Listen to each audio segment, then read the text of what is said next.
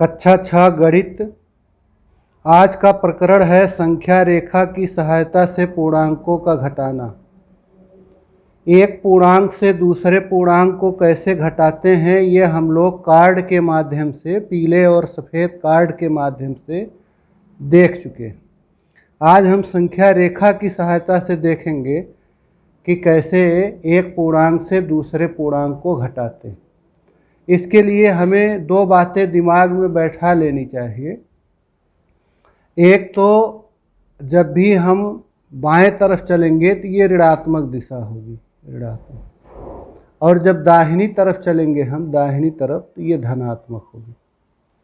दूसरी चीज़ है कि दूसरा वाला पूर्णांक जिसको घटाना रहता है, अगर वो धनात्मक है तो ये हथेली हमारी धक्का देने वाली दिशा में चलेगी, और यदि दूसरा पूर्णांक ऋणात्मक है तो हथेली का ये पिछले हिस्से साइड में पीछे मुड़ जाएगी, ये इस तरह से। तो जैसे मान लीजिए कि कोई एक उदाहरण ले लेते हैं। मान लो कि हमें धन 7 में से धन 5 को घटाना है। धन 7 ऋण धन 5, ये घटाना है, घटाने का चिन्ह। यानी क्या प्रश्न है? धन 7 में से धन 5 को घटाइए। तो जो पहला पूर्णांक होता है हम पहले सीधे वही पहुंच जाते हैं। पहला पूर्णांक धन 7 है तो हम 7 पर पहुंच जाएंगे। धन 7 पर देखिए यहाँ 0 है, धन 1, धन 2, धन 3, यहाँ है धन 7। तो हम यहाँ 0 से चलेंगे और कहाँ पहुंच जाएंगे? धन 7 पर। यहाँ अब देखिए ये ऋण है, घटाना है, तो हमारे हथेली का मुंह ऋणात्मक दिशा में रहेगा। जोड़ने की भी प्रक्रिया हम इसी तरह से कर सकते हैं। अगर ये धन होता यहाँ, यानी धन 7 में धन 5 को जोड़ना होता तो हमारे हथेली का मुंह धनात्मक दिशा में रहता है। लेकिन घटाना है इसलिए हथेली का मुंह इस ऋणात्मक दिशा में करेंगे इधर। तो हथेली का मुंह अब कर दिया ऋणात्मक दिशा में, ये ऐसे। और दूसरा पूर्णांक चूंकि धन 5 है इसलिए हम हथेली के ही दिशा में आगे चलेंगे। और कितना चलेंगे? धन 5। तो देखो यहाँ पहुँच चुके हैं। फिर ये हो गया धन 1, धन 2, धन 3, धन 4, धन 5, यहाँ आ गए। यहाँ से चले हम तो यहाँ आ गए। अब हकीकत में हम शून्य से देखें कहाँ है, तो शून्य से है धन 2 की स्थिति।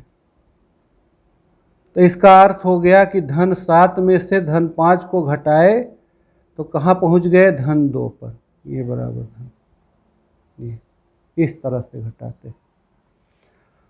अच्छा, अगर ये प्लस का चिन्ह होता तो हमारा हथेली का मुंह धनात्मक दिशा में होता। धन 7 पर आए थे, हथेली का मुंह धनात्मक दिशा में कर देते, और चूंकि धन 5 है दूसरा पूर्णांक तो हथेली की ही दिशा में 5 आगे चले चलते।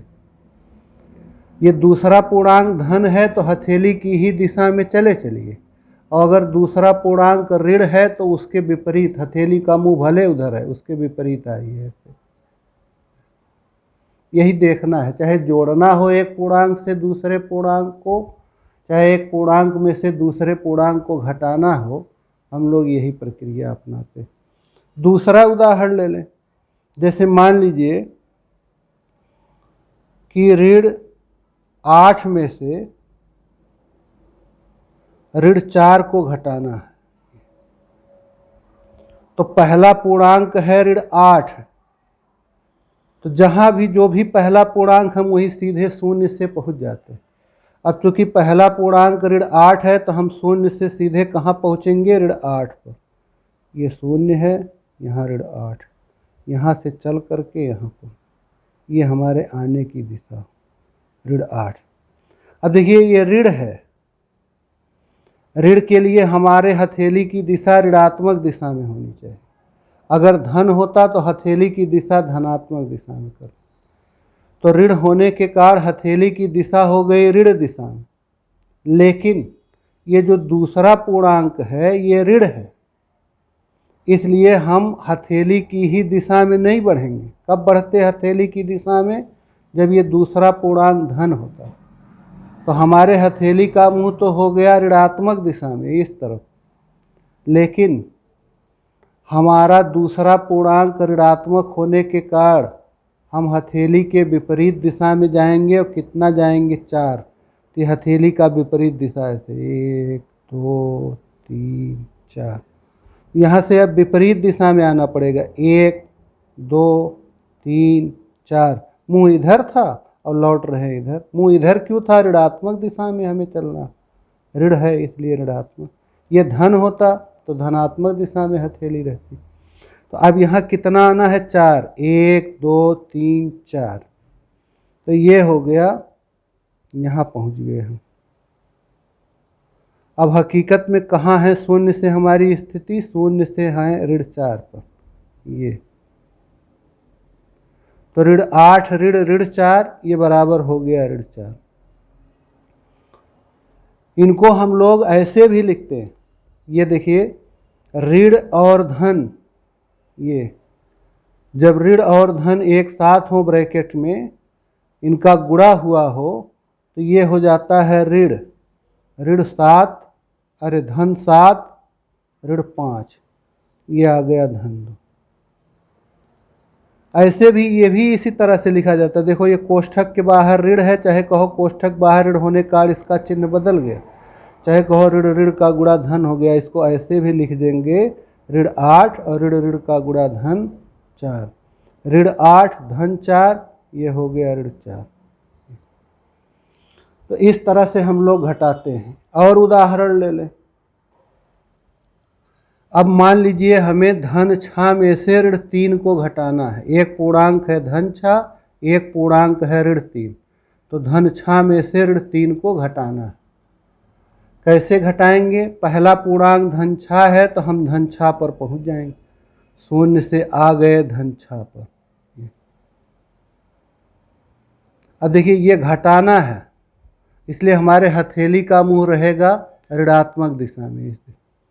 अगर जोड़ना होता, यहाँ प्लस का चिन्ह होता, तो हमारे हथेली का मुंह होता धनात्मक। तो ये घटाना है, इसलिए हथेली का मुंह रहेगा ऋणात्मक दिशा में, इस दिशा में। लेकिन चूंकि दूसरा पूर्णांक ऋणात्मक है, इसलिए हम हथेली की ही दिशा में नहीं चलेंगे, पीछे मुंह लौटना पड़ेगा। अगर दूसरा पूर्णांक धनात्मक है तो हथेली की ही दिशा में चलो। यदि दूसरा पूर्णांक ऋणात्मक है तो हथेली से उल्टा लौटो। तो अब दूसरा पूर्णांक ऋणात्मक है तो भले ही हमारे हथेली का मुंह इस तरफ है, हमें यहाँ से पीछे लौटना पड़ेगा। यहाँ से ऐसे पीछे चलेंगे इस तरफ। ये तो यहाँ से हो गया ये 1 3 चलना है पीछे, तो ये हो गया 1, ये हो गया 2, ये हो गया 3। यहाँ से हमें पीछे आना पड़ा यहाँ। तो अब हम देखें कहाँ पहुँच गए अंतिम में? शून्य से यहाँ पहुँच गए। ये हो गया शून्य। तो इसलिए धन 6 ऋण ऋण 3 ये बराबर हो गया धन 9। धन इसी को ऐसे भी लिखते हैं धन 6 और ये ऋण ऋण का गुणा हो गया धन 3। तो धन 6 धन 3 ये बराबर हो गया धन 9। और उदाहरण ले लें।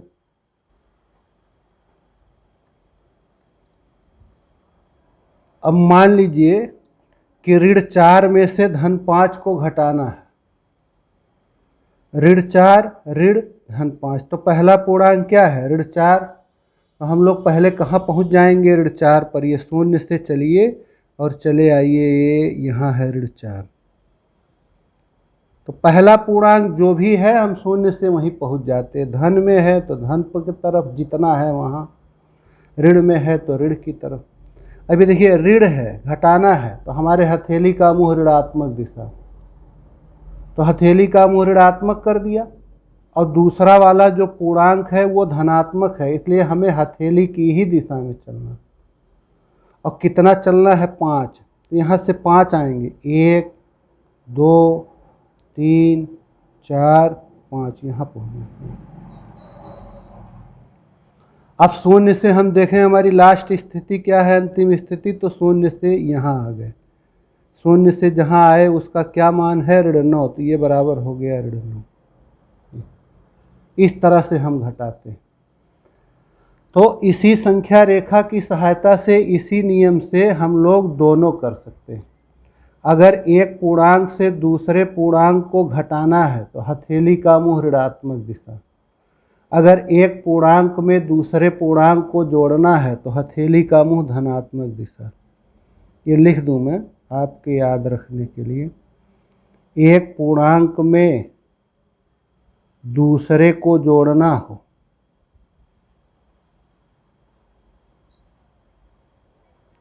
तो हथेली का मुंह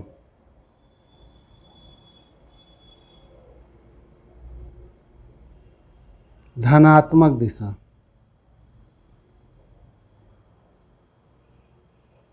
धनात्मक दिशा। और अगर एक पूर्णांक में से दूसरे को घटाना है, एक पूर्णांक में से दूसरे पूर्णांक को घटाना है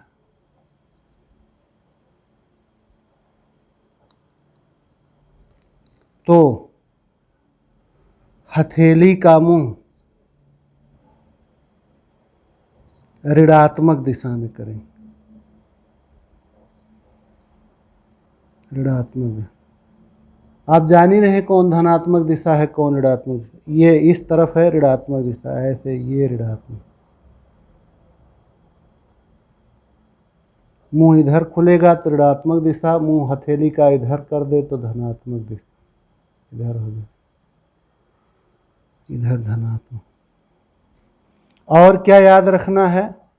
याद ये रखना है, चाहे जोड़ने की क्रिया करनी हो पूर्णांक में चाहे घटाने की, यदि दूसरा पूर्णांक जिसे जोड़ना है या जिसे घटाना है वो धनात्मक है तो हम हथेली की ही दिशा में आगे बढ़ेंगे। और इसका उल्टा है, यदि दूसरा पूर्णांक ऋणात्मक है, उसके पहले ऋण का चिन्ह लगा, तो हम हथेली के विपरीत दिशा में आगे बढ़ेंगे, विपरीत दिशा में आगे बढ़ेंगे। जोड़ने और घटाने दोनों की क्रिया हो गई। जैसे और भी उदाहरण ले,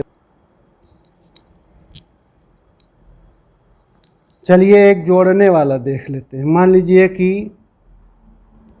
ऋण 4 में धन 7 जोड़ना है, तो पहला पूर्णांक क्या है? ऋण 4। हम कहाँ चलेंगे? शून्य से आ जाएंगे ऋण 4 पर। अब देखिए जोड़ना है, जोड़ना है, इसलिए हमारे हथेली का मुंह इधर होगा, धनात्मक दिशा। और दूसरा पूर्णांक धन है, धनात्मक है, इसलिए जिधर हथेली का मुंह है उधर ही चलेंगे। और कितना चलेंगे? 7। अब यहाँ से 7 बढ़ेंगे आगे, 1 2, इधर ही चलना पड़ेगा, हथेली का मुंह धनात्मक दिशा में। और धनात्मक दूसरा पूर्णांक है, इसलिए हथेली के ही मुंह की तरफ चलना। तो ये 1 2 3 4 5 6 7 यहाँ पहुँच गए, यहाँ। अब ये शून्य से अंतिम स्थिति क्या हुई? धन 3 की, ये बराबर हो गया धन 3। इसी तरह घटाना कोई देख ले, एक और उदाहरण। मान लीजिए कि धन 6 में घटाना है, कितना घटाना है?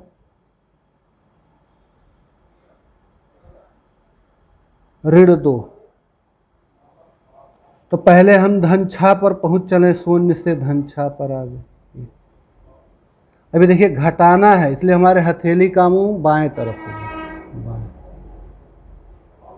और बाएं तरफ हथेली का मुंह कर लिया, लेकिन दूसरा पूर्णांक ऋणात्मक है, तो अब हम हथेली की दिशा में नहीं चलेंगे, उसके विपरीत दिशा में, जहाँ है हथेली के उल्टे दिशा में। तो यहाँ से धन 6 से उल्टे चलना, हथेली मुंह तो इधर था, इधर, लेकिन हमें चलना इधर। और कितना चलना है? 2। एक यहाँ आ गए, मान लो एक यहाँ और होता ये, यहाँ से चले जाते उल्टे दिशा। अब कहाँ पहुँच गए हकीकत में हम, यहाँ आ गए 8। तो धन 6 ऋण ऋण 2 ये बराबर हो गया धन 8। इसी को तो ऐसे भी लिखते हैं, ऋण ऋण का गुणा हो गया तो इसलिए धन 2। तो इस प्रकार हम एक पूर्णांक में दूसरे पूर्णांक को जोड़ने की क्रिया करें संख्या रेखा से, चाहे घटाने की, इन्हीं दो बातों का ध्यान रखकर कि जोड़ने के लिए हथेली का मुंह धनात्मक दिशा में, घटाने के लिए हथेली का मुंह ऋणात्मक दिशा में कर लेते हैं।